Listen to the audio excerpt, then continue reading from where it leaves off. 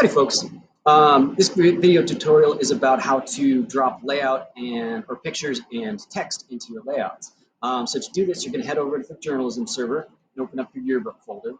And then in your folder, you should have a file that's titled Ski Team Files. This is going to be our practice layout where we're going to pretend that we're going to do a whole page on the ski team. So first thing I want you to do is open up that ski team layout. That might take a little bit while to load because it's going to open Adobe Indesign. This is the program we'll be using for our layouts. It might come up that there's some missing text or fonts or pictures. You can just go ahead and click through that. Should drop something that looks like this. Cool. Here are the missing fonts. That's okay. We'll fix those. You can just click skip on this.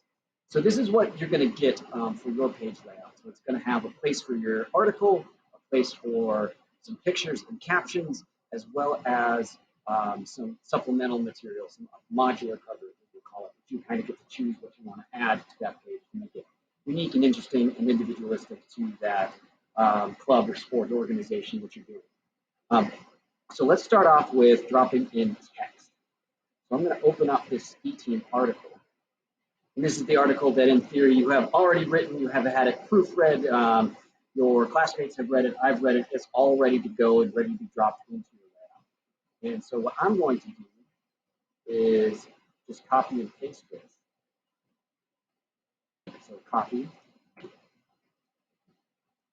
double click in here, press Control-A to select everything, and then paste. It should look something like this. Cool, and that drops in really well. Our layouts might be a little bit different. This is last year's layout, just to get us practicing.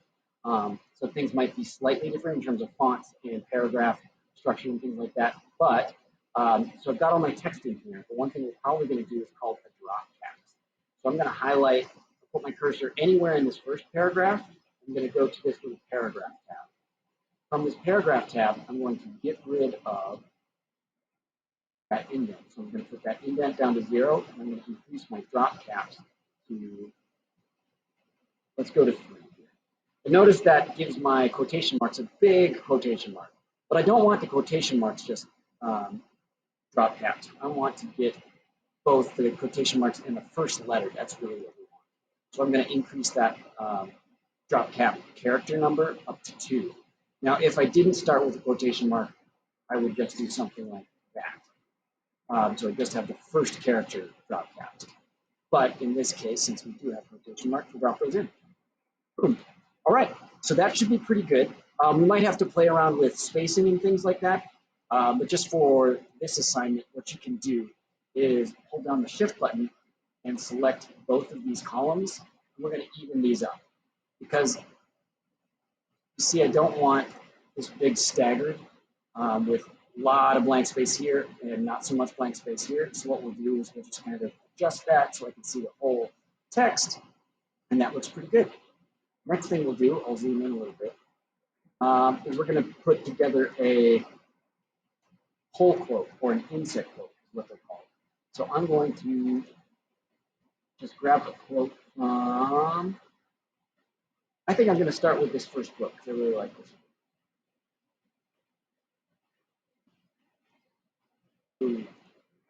So I copied and pasted that.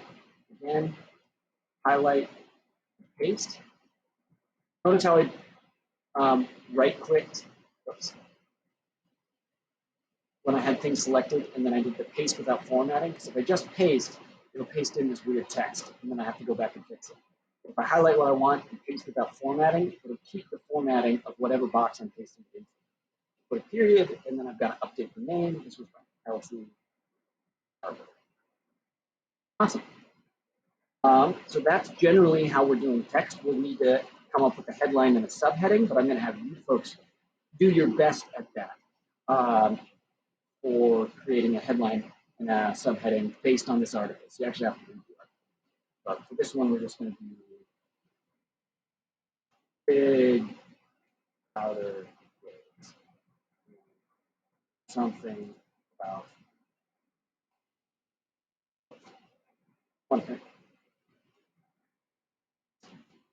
We'll make yours better than mine, but you get the idea. Next, we're going to drop in pictures, and this gets a little tricky. So I've got these pictures here. If you want to see them, we're going to click View, Extra Large Icons.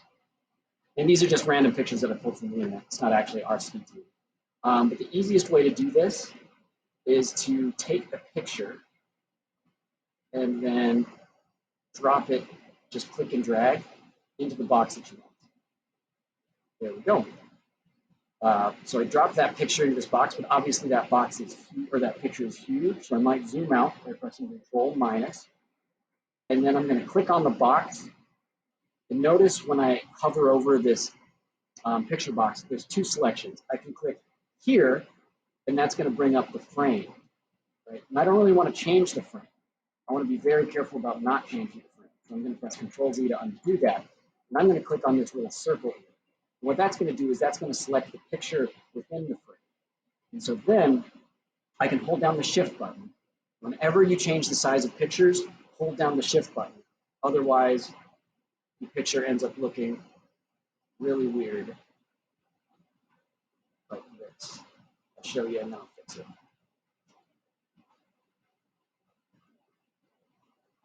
So they get to be like squishy, slender people, and that's not what we want. We don't want slender people or squish people. We're going to go back to full size image.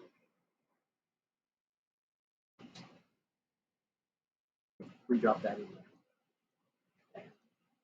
Hold down Shift, and then I'm going to change the size of it.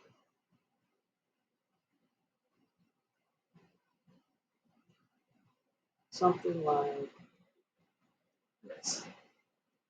Yeah, that looks pretty good. I like that. It's a good image. All right, and then I've got to write a caption for this photo. So I'm going to go here, and then I just get to make these up. But remember, our caption formatting is going to be just you have to describe the actions that are happening, and you're going to write it in the present tense. So you can make up names. We've got Dylan, Bay, and Jack Johnson walk their boards to the top of the double X run at Red Lodge. So I've got subject, and I've got verb, and then I've got a description of what's happening. So that's what you're going to do for each picture. And notice, if we zoom in even a little bit more, the one here is going to match up to the one here. Cool. Last thing, so you'll go through all of your pictures that way, drop them all in. And the last thing we'll need to do is we need to clean up this these profile pictures, because notice how they're not all even. So again, I'm going to click on the picture, hold down the Shift button, and then get it to be the size that I want. I just kind of want to fit their faces nice and in the frame. Might have to shrink this one a little bit, just adjust it that way. The idea is we're getting their faces about the same size. I don't want a picture like this, it's way too small, and then two people with big heads. Right? I want everything to be nice and even. I'll update this, which is called the folio. I'm going to call this speaking, just like that. And that's about it. Don't worry about the photo by for now. You can do photo by Adam Mescal. I didn't take these photos, but I found them.